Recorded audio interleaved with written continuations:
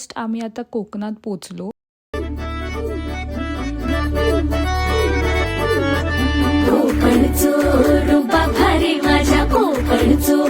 लाल डब्यात बसलो आणि आता आम्ही जाऊ आचऱ्यात.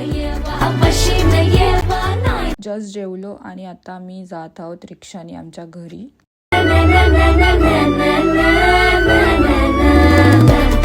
ॲट लास्ट पोचलो. माझ्या आवडत्या जागी परत येऊन मला खरंच खूप आनंद होतोय.